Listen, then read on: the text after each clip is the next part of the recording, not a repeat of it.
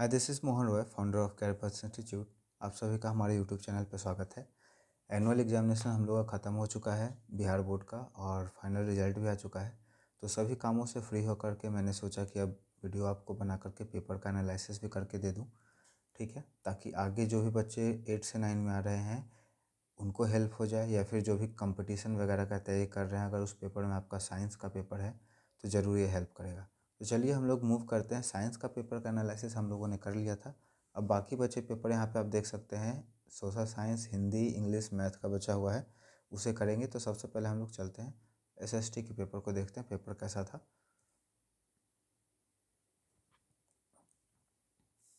तो देख सकते हैं कंपलसरी है, 80 नंबर का है, 20 नंबर का इसमें प्रैक्टिकल होगा, ठीक है। सोशल साइंस का ये पेपर है और 2026 का ही है, ठीक है। तो इंस्ट्रक्शन वगैरह है जो कि हम लोग नहीं पढ़ेंगे, सीधे क्वेश्चन पे मूव करते हैं और यहाँ से हम लोग डायरेक्ट इसका आंसर बनाना शुरू करते हैं। तो कह रहा है सबसे पहला, यूरोप वासियों ने कंपास का ज्ञान किससे सीखा था? तो इसका राइट आंसर हम लोग का हो जाएगा अरब से। अरब लोग जो थे कंपास का यूज करते थे और उनसे उन्होंने सीखा था। कैरावल क्या है? कैरावल एक पानी का जहाज है, ठीक है। तीसरा है, प्रतिनिधि नहीं तो कर नहीं, ये नारा किसने दिया था? तो ये नारा देने वाले थे सैमुअल एडम, ठीक है। उसका बाद राष्ट्र संघ की स्थापना किस वर्ष में हुई थी? तो इसका हो जाएगा 1920, ठीक है। बोल्शेविक क्रांति का संबंध किस देश से है? तो इसका हो जाएगा हम लोग का राइट आंसर रूस। अंतर्राष्ट्रीय न्यायालय का मुख्यालय कहाँ पे है? तो इसका हो जाएगा हम लोग का नीदरलैंड। लेसेज फेयर का सिद्धांत किसने दिया था? तो इसका हम लोग का हो जाएगा एडम स्मिथ, ठीक है, ये इकोनॉमिस्ट थे। उसके बाद नई दुनिया अमेरिका का पता किसने लगाया था? तो क्रिस्टोफर कोलंबस। 8 का हो जाएगा हम लोग का सी। मुंडा विद्रोह का नेता निम्नलिखित में से कौन है? मुंडा, बिरसा मुंडा, है ना। 9 का बी। उसके बाद भारत एवं चीन के बीच की सीमा रेखा को क्या कहते हैं? McMahon line. 10 का हो जाएगा हम लोग का सी। 11 का अगर बात करें तो हिटलर को चांसलर पद किसने सौंपा था? तो इसका राइट आंसर हम लोग का हो जाएगा हिंडनबर्ग। अब हम लोग आगे मूव करेंगे। क्वेश्चन नंबर 12 है, नाजी पार्टी का प्रतीक चिन्ह क्या था? What is the symbol of Nazi party? इसका हो जाएगा स्वास्तिक, बी नंबर। जर्मनी की मुद्रा का नाम क्या था? जर्मनी मतलब जब सेकेंड वर्ल्ड वॉर हुआ था तो उस समय उसका मुद्रा का नाम क्या था? उसका मुद्रा का नाम था मार्क। वेल्टियर कौन थे? ठीक है, 14 नंबर में पूछ रहा है वेल्टियर कौन थे। तो एक वेल्टियर लेखक है, ठीक है। अंतर्राष्ट्रीय श्रम संगठन का मुख्यालय कहाँ है? तो इसका हो जाएगा जेनेवा। कौन सी संधि द्वितीय विश्व युद्ध के लिए उत्तरदायी है? वर्साई की संधि, जो कि जर्मनी के साथ किया गया था। चेरो जनजाति कहाँ रहने वाली थी? ठीक है, इसका हो जाएगा पलामू। आगे बढ़ेंगे हम लोग। भूमिज भूमिज विद्रोह का नेतृत्व किसने किया था? तो इसका हो जाएगा गंगा नारायण। अच्छा क्वेश्चन है ये। फ्रांस के प्रथम स्टेट में कौन आते थे? सब साधारण तो नहीं होगा, किसान नहीं होगा, पादरी हो सकता है, पादरी भी नहीं होगा, न्यायाधीश हो सकता है। पादरी सेकंड में आते थे, सेकंड स्टेट में। First state, second state, third state, 3 state था उसमें ना। तो न्यायाधीश आ जाएगा सेकंड स्टेट में, इसमें पादरी आ जाएगा 19 का सी, है ना। सेकंड स्टेट में पढ़े लिखे जो जॉब वाले थे ये सेकंड स्टेट में आते थे, हाई पोस्ट वाले। किसान और ये सब थर्ड स्टेट में आते थे, और थर्ड स्टेट वाले ही क्या करते थे? टैक्स देते थे। फ्रांस की राजनीतिक क्रांति के समय वहाँ का राजा था लुइस 16वां, ठीक है, लुइस 14 नहीं, लुइस 16वां। 20 का हम लोग का हो जाएगा सी। भारत में प्रधानमंत्री को कौन नियुक्त करता है? तो भारत में प्रधानमंत्री को नियुक्त करने का काम है राष्ट्रपति का, ठीक है। लोकतंत्र है जनता का शासन। निम्नलिखित में कौन लोकतंत्र का मुख्य लक्षण है? तो इसमें हो जाएगा चुनाव, हो सकता है इसमें 23 का ये, ठीक है, क्योंकि तानाशाही तो होगा नहीं लोकतंत्र में, राजशाही भी नहीं होगा। आगे बढ़ते हैं अब हम लोग। यहाँ है 24 नंबर क्वेश्चन। इसमें कह रहा है भारत का संविधान कब लागू हुआ? तो 15 अगस्त 1950, 26 जनवरी 1950 को संविधान लागू होने का, आज़ाद होने का ये टाइम है, तो ये नहीं होगा। और संविधान सभा के अध्यक्ष कौन थे? ठीक है, संविधान सभा के अध्यक्ष हम लोग के थे डॉक्टर राजेंद्र प्रसाद, ठीक। आगे चलेंगे। लोकसभा के सदस्यों का कार्यकाल कितने वर्षों का होता है? तो ये हम लोग का हो जाएगा 5 साल। राज्यसभा को क्या कहा जाता है? राज्यसभा को कहा जाता है उच्च सदन। भारतीय संविधान में कितने अनुच्छेद है? तो यहाँ पर राइट आंसर हम लोग का हो जाएगा 395। भारतीय संविधान के किस भाग में मौलिक अधिकार आता है? तो इसमें आएगा भाग 3। ये आपका इम्पोर्टेंट है कंपटीशन के लिए भी, ठीक है। आगे बढ़ते हैं। भारत में मतदान करने की न्यूनतम आयु 18 वर्ष है। भारत में चुनाव कराने की जिम्मेदारी चुनाव आयोग की होती है। निम्नलिखित में से कौन राष्ट्रीय राजनीतिक दल नहीं है? तो इसमें राजद हो जाएगा। ठीक है, निम्नलिखित में से किसको भारतीय संविधान का आत्मा कहा गया है? तो संविधान का जो आत्मा है वो किसमें निहित है? प्रस्तावना में। निर्वाचन क्षेत्र का अर्थ है चुनाव का क्षेत्र, संसद, ठीक है, चुनाव का क्षेत्र। 34 का हम लोग का ए हो जाएगा। भारत में मौलिक अधिकारों की संख्या कितनी है? भारत में मौलिक अधिकारों की संख्या हम लोग का हो जाता है 6। ऐसे जनरली पूरे देश में 7 है, लेकिन यहाँ पे हम लोग का हो जाएगा 6। जो फंडामेंटल वो जो हम लोग का राइट टू प्रॉपर्टी है वो इंडिया में लागू नहीं होता है। आगे बढ़ते हैं क्वेश्चन नंबर 36 के ऊपर। यहाँ कह रहा है राज्य में कानून कौन बनाता है? तो कानून बनाने का काम है विधानमंडल का। राष्ट्रपति को शपथ कौन दिलाता है? राष्ट्रपति को शपथ दिलाता है मुख्य न्यायाधीश, शायद दिलाते हैं, है ना, मुख्य न्यायाधीश, चीफ जस्टिस। भारतीय संसद में कितने सदन है? 2। मतदान का अधिकार किस अनुच्छेद में आता है? बहुत अच्छा क्वेश्चन है। मतदान का अधिकार किस अनुच्छेद में आता है? तो इसमें राइट को इसका आंसर नहीं मिल पाया था मुझे, तो मैंने इसे छोड़ दिया। आप देखने का कोशिश करेंगे। लोकसभा का सदस्य बनने के लिए न्यूनतम आयु कितनी वर्ष होनी चाहिए? 25 वर्ष। क्षेत्रफल की दृष्टि से विश्व में भारत का स्थान कितना है? तो इसमें हो जाएगा हम लोग का 7वां। ठीक है, आगे बढ़ते हैं। भारत के अक्षांशीय एवं देशांतरीय विस्तार में लगभग कितने डिग्री का अंतर आता है? तो इसमें 30 डिग्री का अंतर आता है। ये भी अच्छा क्वेश्चन है कंपटीशन के व्यू से।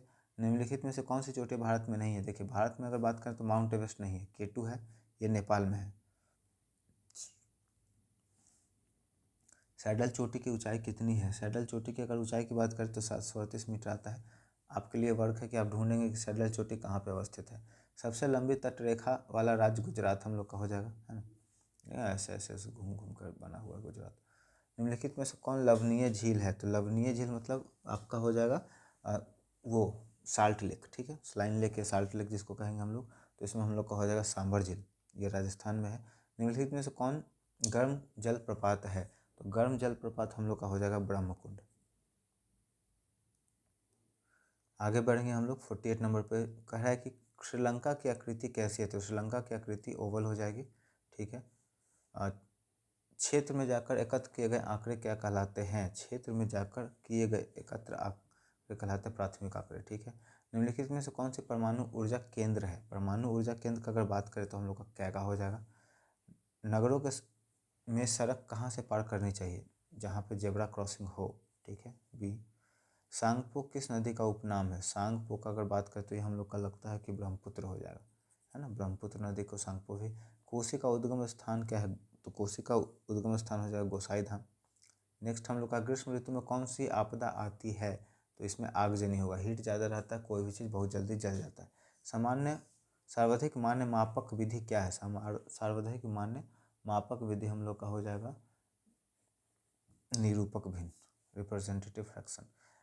मापनी में हर व्यक्त करता है। ठीक है, मापनी में हर व्यक्त करता है हम लोग का ये हो जाएगा धरातल पर दूरी। पाकिस्तान का सबसे बड़ा हवाई अड्डा कराची हो जाएगा, जो उसका राजधानी होगा वही सबसे बेस्ट होगा। उसके भारत में वर्षा ऋतु में मानसून की हवाएं किस दिशा से आती हैं? अच्छा क्वेश्चन है, ये ज्योग्राफी का क्वेश्चन है। ठीक है, 58 का हम लोग का ये हो जाएगा दक्षिण से पश्चिम। उसके बाद भारत में लू क्या है? ये हो जाएगा हम लोग गर्म एवं शुष्क हवा। ठीक है, आगे बढ़ते हैं हम लोग 60 नंबर क्वेश्चन। भारत की सबसे लंबी नदी कौन है? गंगा। अगर सबसे बड़ी नदी पूछे तो हम लोग का हो जाएगा नर्मदा या शायद ब्रह्मपुत्र है, मुझे एग्जैक्ट याद नहीं। निम्नलिखित में से कौन उत्पादन का निष्क्रिय साधन है? तो उत्पादन का निष्क्रिय साधन का अगर हम लोग बात करें तो हम लोग का हो जाएगा भूमि। ठीक है, निम्नलिखित में से कौन उत्पादक है? इसमें उत्पादक जो बनाएगा वो हो जाएगा बढ़ई। टिकाऊ वस्तु का उदाहरण है, देखिए टिकाऊ पे टेलीविज़न हो जाएगा, बाकी सब खराब होने वाला है, टेलीविज़न लंबा समय तक चलेगा। निम्नलिखित में से कौन मानवीय पूंजी नहीं है? स्वास्थ्य, अकुशलता, प्रशिक्षण, प्रबंधन। ठीक है, तो 64 का हम लोग का हो जाएगा अकुशलता, इन इफिशियंसी। गरीबी के दुष्चक्र की अवधारणा किसने दी? ठीक है, बहुत अच्छा क्वेश्चन है, ये हो जाएगा रेगनर नक्स। आगे, श्रम का पारिश्रमिक क्या है? श्रम का पारिश्रमिक है मजदूरी। ठीक है, निम्नलिखित में से कौन नकदी फसल है? नकदी फसल मतलब काटो और बेच दो तुरंत, गन्ना। खाद्यान्न का बफर स्टॉक किस संस्थान द्वारा बनाया कर रखा जाता है? तो ये हम लोग का हो जाएगा FCI के द्वारा, है ना। जब भी कोई अनाज वगैरह होता है तो कहाँ पे हम लोग इकट्ठा करके रखते हैं? Food corporation of India. Bihar में जीवन निर्वाह का मुख्य साधन क्या है? तो इसमें से हम लोग का राइट आंसर हो जाएगा कृषि। ठीक है, अब कृषि में सिर्फ खेती नहीं आएगा, एनिमल हस्बेंड्री भी इसमें आ जाएगा, गाय भैंस पालना ये सब। ठीक है, सब कृषि में आता है। पूंजी के अंतर्गत शामिल हैं, पूंजी के अंतर्गत शामिल है, देखिए कच्चा माल, कारखाना, मशीन सभी हो जाएगा इसमें। राइट ऑप्शन डी हो जाएगा हम लोग का। निम्न जिलों में सर्वाधिक जनसंख्या घनत्व वाला जिला कौन है? तो इसका तो ऑफकोर्स पटना होगा, आंख बंद करके आप मार देंगे। पटना में सबसे ज़्यादा जनसंख्या का घनत्व है। मजदूर का कार्य क्या कहलाता है? शारीरिक श्रम। नेक्स्ट हम लोग चलेंगे 73। यहाँ पे कह रहा है गरीबी किस स्थिति को दर्शाती है? तो गरीबी यहाँ पे हम लोग को बताती है धन और संसाधन का अभाव, है ना। उसका गरीबी उन्मूलन में किसका भूमिका होता है? सरकारी प्रयास, निजी प्रयास, दोनों। ठीक है, तो 74 का सी हो जाएगा। उसके बाद भारत में पहली बार जनगणना कब हुई थी? ये बहुत बहुत इंपॉर्टेंट है आपका कंपटीशन एग्जाम के लिए। तो भारत में पहली जनगणना हुई है 1872 ईस्वी में। उद्यमी का आर्थिक एजेंट के रूप में क्या भूमिका है? ठीक है, तो यहाँ पे होता है, इसमें सभी हो जाएगा। संगठन बनाना, जोखिम वहन करना, समन्वय करना। निम्नलिखित में से कौन आर्थिक गतिविधि द्वितीय क्षेत्र में शामिल है? द्वितीय क्षेत्र में अगर बात करें तो हम लोग का हो जाएगा विनिर्माण वाला। ठीक है, विनिर्माण देखिए प्राथमिक हो गया जो डायरेक्ट कृषि हो गया, कृषि के ऊपर जो डिपेंड है वो हम लोग का द्वितीय हो गया, और बेचने वाला तृतीयक हो जाएगा। बिहार में पाई जाने वाली बेरोजगारी कैसी है? तो प्रच्छन्न बेरोजगारी इसको कहते हैं, इंग्लिश में देखें तो इसको बोलेंगे डिसगाइज्ड। ठीक है, उसके बाद 79 अंत्योदय अन्न योजना कब शुरू की गई? ये बहुत ही ज़्यादा आपका इंपॉर्टेंट है कंपटीशन के महीने में। तो ये हो जाएगा हम लोग का सन 2000।